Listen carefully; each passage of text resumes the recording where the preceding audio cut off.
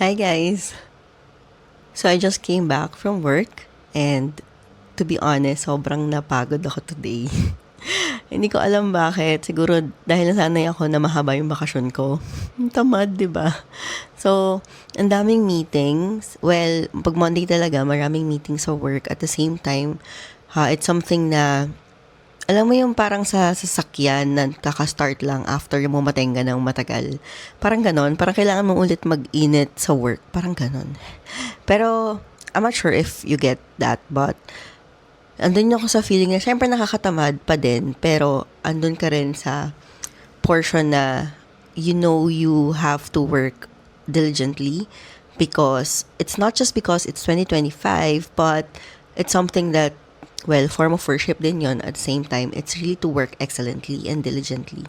So, dun sa work kanina, naming meeting at the same time, it's something na it's to kickstart the year din. So, praise God for work. At the same time, ang dami kong in-interview. Oh my gosh, para ako nag-marathon ng interview kanina. And okay din kasi ang dami kong na-screen na applicants. It's just that, syempre, I still need to screen few more because very crucial yung mga in-interview ko sa ngayon. But to cut it very short, so I had a full day at work today and tiresome siya. Dahil nasanay akong nasa bahay lang or wala akong ginagawa over the vacation period. So kapag ganyan at bumabalik na ako sa work, alam mo yung mabilis ka nang mapagod, tapos nilalabanan mo yung antok. I had the chance to drink coffee pero binabawasan ko yung coffee ko sa ngayon. Kasi nung vacation, ang dami kong kape. So, basta this week, medyo nagbabawas ako ng kape. So, for today, this is also the first day of the prayer and fasting week. As I have shared from my previous vlog, so from January 6, which is today, hanggang January 11, hanggang Saturday, is the prayer and fasting week of CCF. And bakit ba kailangan mag-prayer and fasting? So, in CCF, there's a prayer and fasting na pang church-wide, twice a year yon. But anytime talaga, pwede ka mag-pray and fast. Praying is actually our communication to the Lord. There's no other way to communicate to God only through prayer direkta sa Kanya. And hindi rin tayo gagamit ng Facebook post para mag-pray, di ba? So, we pray directly to God. And that's our communication. And how does God respond to us is through Bible reading. How will we know kung ano ba yung sagot ni Lord sa mga prayers natin kung hindi tayo nagbabasa ng Bible, diba? So girl, read your Bible. Well, that's very basic when it comes to praying. And what about fasting? Ano ba yung fasting? Fasting is actually a voluntary abstinence from food with a specific duration. So paano ko ba siya explain ng mabilis at madali lang for everyone? So, ang pinaka-concept of fasting is giving up something that's very essential. Very na-essential pa, di ba? So, giving up something that is essential in your life on a daily basis na something that you cannot really live without, di ba? Kaya nga, common talaga nito is food because lahat naman tayo nagugutom, di ba? So, food, yung pinaka-common na fina-fast. But, you can actually now fast different things like social media because wala eh. Gaano katagal ka ba nag-social media everyday, di ba? And something essential in your life that you think is really important, di ba? Like coffee. I know people who are fasting sa coffee for the week because nagiging dependent sila sa coffee. We are basically giving up that essential thing, that essential daily thing to show and to demonstrate to the Lord na importante sa akin to, pero Lord, mas importante ka. There are actually different types of fasting. So, pwedeng partial fast, like a food a day or 2 food meals a day. Pwedeng full fast, as in no solid food at all. Pero, hindi naman siya required na dapat ganun yun na. Kasi, syempre, iba kailangan may gamot and whatnot. Yung iba, very frail naman na yung katawan. So, hindi naman siya advisable. So, again, it's voluntary. And, pwede rin naman na object fast. Yun nga, the object fast could be like social media, coffee, what else? Playing games like online games. Ayan, pwede. Pwede rin mag-fast from Netflix and other online streaming platforms. So, something that takes away your time with the Lord. And when you forgo that special thing or essential thing, para sa fasting period mo, anong gagawin mo ngayon, 'di ba? So, take that time to pause and pray so that you could be able to focus on your life and what God has been telling you. So, tingin ko, yun na yung pinakamadaling explanation ko ng prayer and fasting for everyone. But if you want to know more about it, let me know. I don't want to sound too technical about it because I want it to be very easy to understand lang. But if you have questions, let me know. I'll be happy to answer. I can share more about fasting sa mga succeeding days during the prayer and fasting week. Like, bakit ba kailangan mag-fast? Para saan ba yan? May benefit ba yan sa katawan natin? And some other questions that you have, pwede natin sagutin over this week. So for day 1, January 6, the topic for today is about praying for the country and nations. So we should read 1 Chronicles chapter 29, verses 10 to 11. So if I will read it here, it's, "So David blessed the Lord in the sight of all the assembly. And David said, 'Blessed are you, O Lord God of Israel, our Father, forever and ever. Yours, O Lord, is the greatness and the power and the glory and the victory and the majesty, indeed everything that is in the heavens and the earth. Yours is the dominion, O Lord, and you exalt yourself as head over all.'" Ganda. So there are questions here that we can actually answer. Balikan to pala itsura niya. Meron akong digital copy nung pinaka parang guide or workbook. So, ayan. So, there are also copies of this, like hard copy sa church, pero limited lang siya. So, ako okay na ako sa soft copy or virtual copy because I always take notes naman sa iPad. Ito yung pinaka-notebook ko eh. So, first question, what was the context of King David's prayer and why was he blessing the Lord? So, to give everyone a short context of King David's prayer, kasi si King David was supposed to build a temple that he would gladly and wholeheartedly dedicate to the Lord. However, mind you guys lahat prepared na. As in, lahat ng resources prepared na. As in, itatayo na lang siya. At dahil king siya, alam niyang kaya niya yun gawin, kaya niyang ibigay yung quality na kailangan, at kaya niya talagang ibigay yung best niya because he was the king. Pero, sabi ni Lord, wag. Parang, what? Bakit wag? Para sa'yo yun. Well, ako lang yun. Hindi si King David nagsabi na. So, nung binabasa ko siya, bakit ganon? Diba? But, reading the prayer of King David made me realize na grabe yung heart niya. Paano kaya kung ako yun? Like, if I would meditate about it, paano kung ako yung prepared na sa buhay? Like, meron akong gustong gawin. Tapos, alam ko namang kaya ko siyang gawin. Kaya ko siyang makamit. Ang lalim. Kaya ko siyang makamit.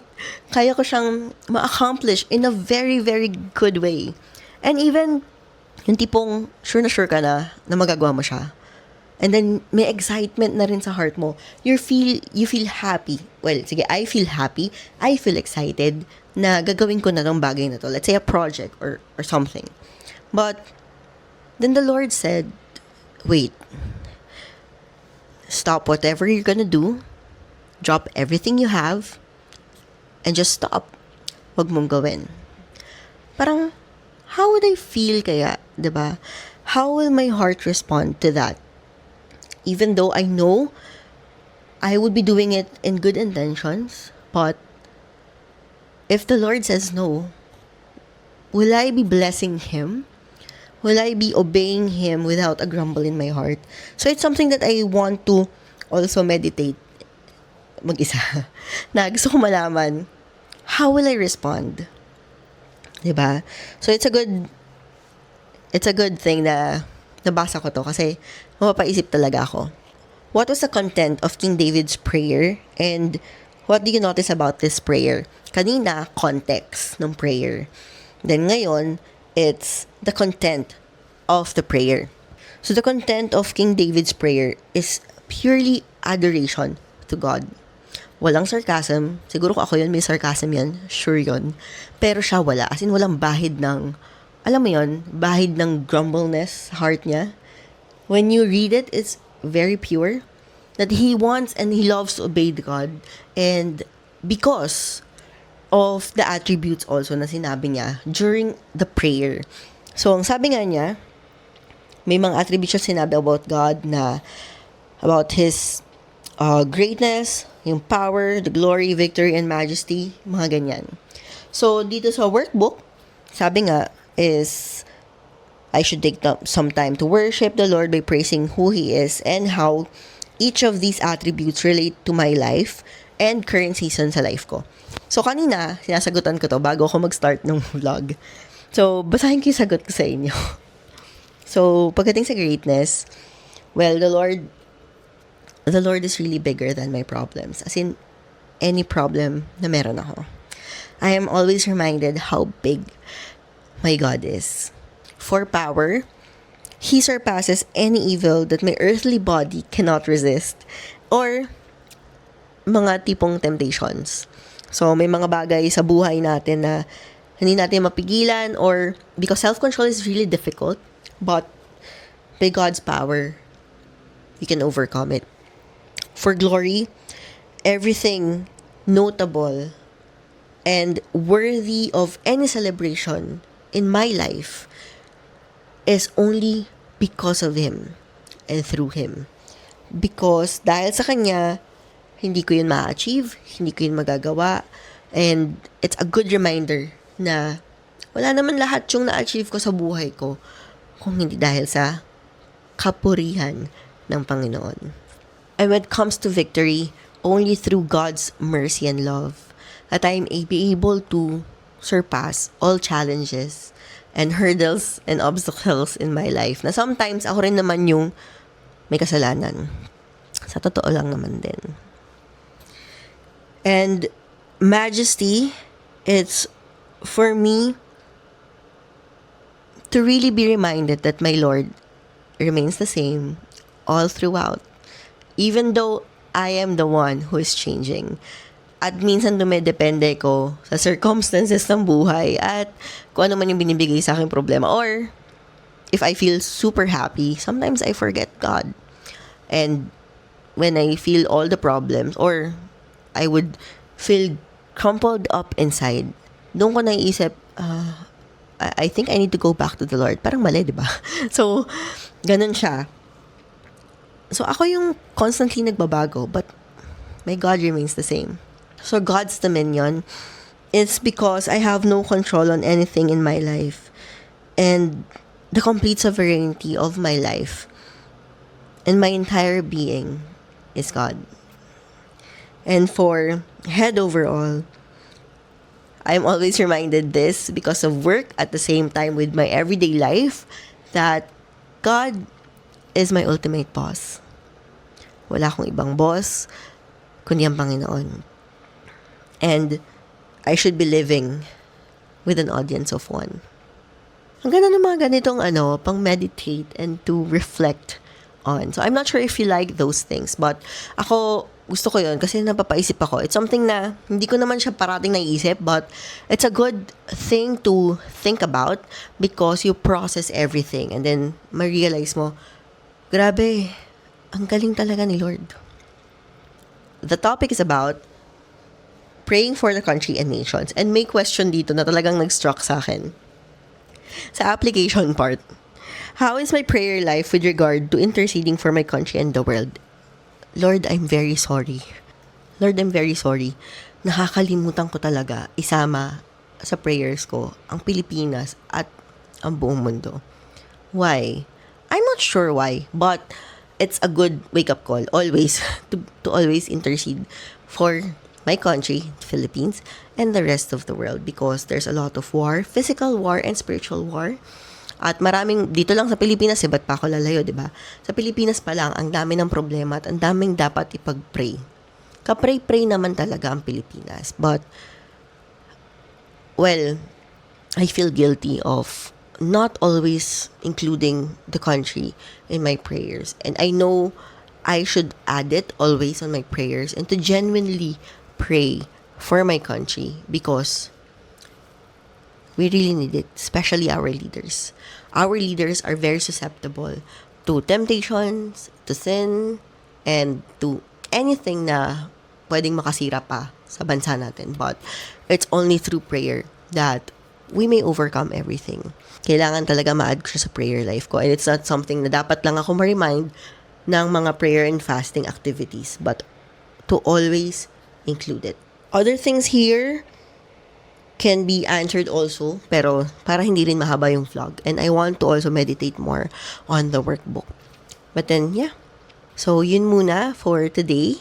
And I'll be finishing the prayer and fasting for today. So, sagutan ko pa yung iba dito and I really want to meditate more on God's Word. And after this, I'll be praying for my prayer points. Nakasama na yung country natin, Pilipinas, and the rest of the world. How about you? How can I pray for you?